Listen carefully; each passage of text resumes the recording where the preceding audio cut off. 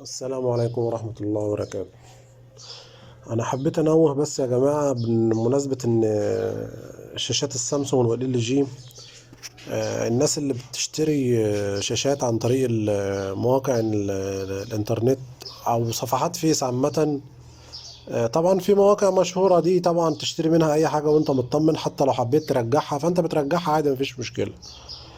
لكن انت تشتري من صفحة فيس، يعني مش معقولة شاشة سامسونج مثلا هيبقى تمنها على اي موقع معروف زي امازون او جوميا او اي موقع ايا كان موقع معروف عالميا، تبقى الشاشة كمثلا ب 8000 جنيه او ب 9000 جنيه، تلاقي انت على صفحة فيس مكتوبة ب 6000 جنيه او بخمسة ونص.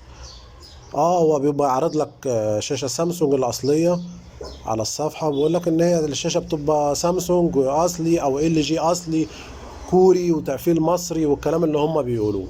الكلام ده غلط يا جماعة. أنا فني بركب شاشات. الفترة الأخيرة دي كانت بيظهر شاشات كتير. المشكلة فيها إن هي مش سامسونج، هي شاشة صيني، وسوفت صيني وريموت صيني.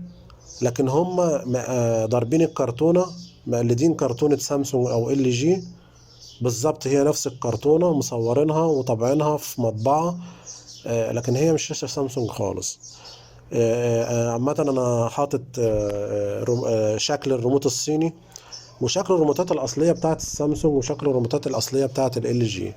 فيا ريت الناس لما تيجي تشتري الشاشة من موقع تعرف ترجع الحاجة فيه. لكن أي صفحة فيس بيبقى ده نصب يا جماعة. يا إما وأنت بتشتري والحاجة جاية لك شحن، خلي فني يجي اللي هو يستلم الشاشة، حتى لو هياخد منك أجره، بس تبقى انت ضامن نفسك، لان في اغلبية المواقع دي ما بترجعش، هو بيسلمك وبيوديك ان انت استلمت، فالحاجة دي ما بيبقاش فيها ترجيع. فانت عندك دلوقتي صور ال جي كلها وصور السامسونج كلها موجودة، واتأكد قوي ان الشاشة اللي انت اشتريتها سامسونج اصلي. والسلام عليكم ورحمة الله وبركاته.